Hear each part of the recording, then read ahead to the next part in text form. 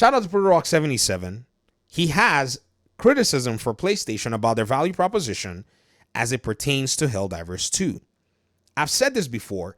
He was one of those folk who came out and pointed out that Helldivers 2 was going to PC where they were not paying a subscription fee to play the game online, yet PlayStation gamers were both paying for the game and paying for the opportunity to play online, and he thought that that was a farce.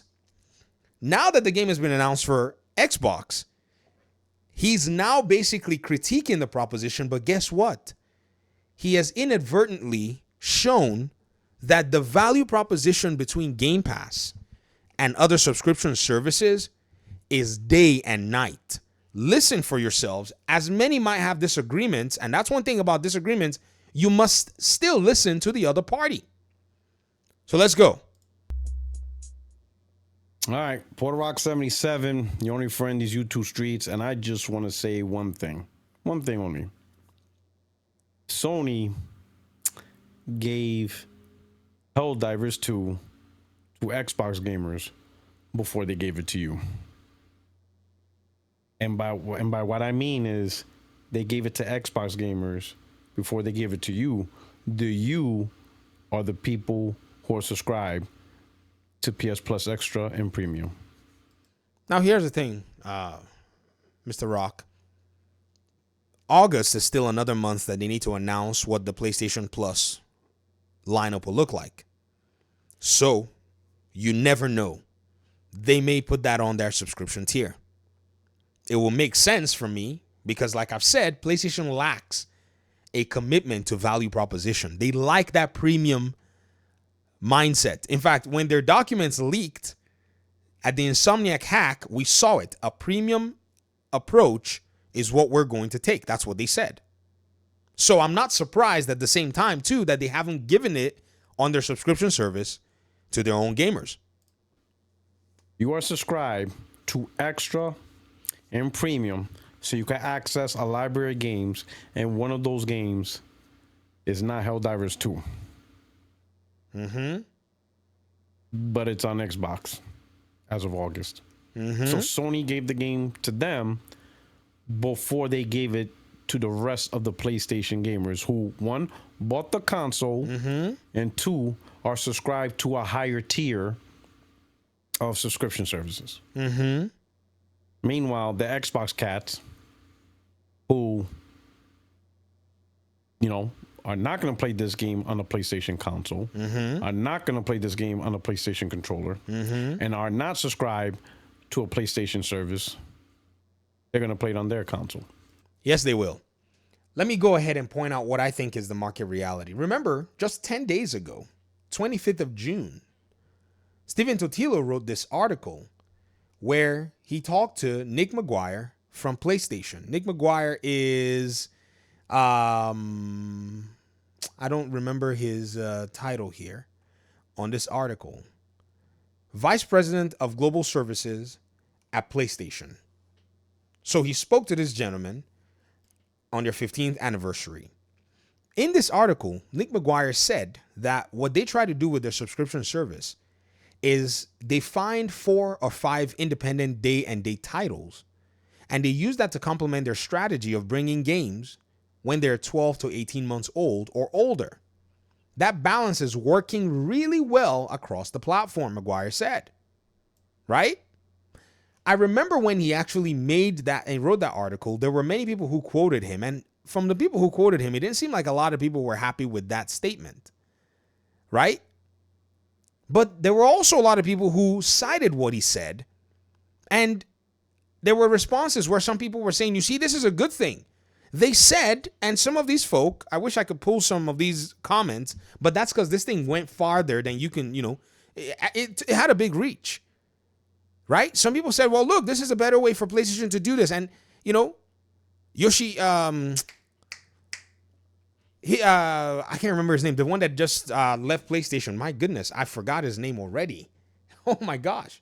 Shuhei Yoshida had just said that, PlayStation's way of doing things and taking the games there when they're much older was better. So some people were saying, you see, PlayStation's way of doing it is better than Xbox's way.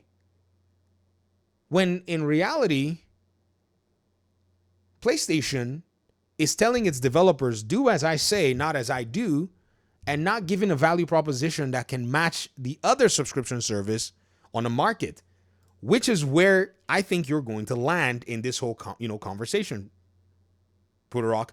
Another thing too is Xbox gamers who are not going to play, like you just said, Xbox gamers who are not going to play the game on the console, right? The reality is, if you look at the data, those Xbox gamers are literally playing the exact same games that the PlayStation gamers are playing. They already bought the console that they wanted to play these third-party games. To ask somebody who, let's just look at this list of the top 15 games, okay? Follow me here, right? Some of these games, the highest played games, are free to play. Let's just say the person who's playing Fortnite, Marvel Rivals, Apex Legends, and Rocket League. Those people are playing these, they bought this console to play the free-to-play game. They're not going to buy games much. PlayStation cannot realistically expect them to then go buy a PlayStation when they didn't even want to buy a game in the first place. They already bought the console they wanted to play on. And then to go buy Helldivers 2, why? When they already have live service games that they like. So PlayStation looks at it and says, they're not going to buy our console anyways. We might as well just go sell to them. The exact same thing Xbox saw. All these people that are playing these games on PlayStation, they're not going to buy an Xbox anyways. Now, what's crazy is the person who even spent money to buy a live service game has already bought the live service game that they want and are playing, judging by the fact that those live service games are the top played games on PlayStation and Xbox as well. So for the publisher to think that somebody is going to go ahead and want to spend $600 to play Helldivers 2 when they've already bought, Madden 25 and EA College Football, and they already play Call of Duty, is crazy. So what did they do? They basically decided, we're just going to go meet the gamer where the gamer is. That is what's happening.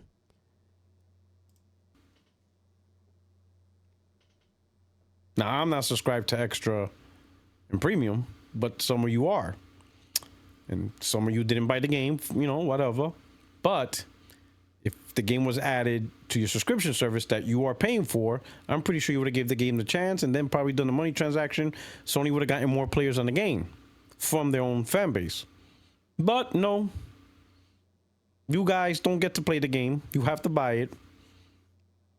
Even though you put in more money towards PlayStation by buying their console and paying for PS Plus Extra. Mm-hmm.